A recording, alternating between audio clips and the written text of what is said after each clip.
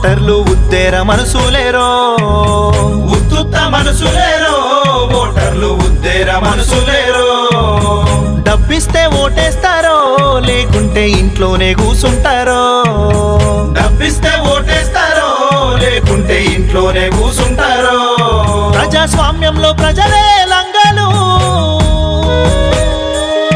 ప్రజాస్వామ్యంలో ప్రజలే లంగలు, మళ్ళీ లీడర్లు దొంగలని కథలే పడతారు. ఉత్తుత్త మనసులేరో, ఓటర్లు ఉద్దేర మనసులేరో.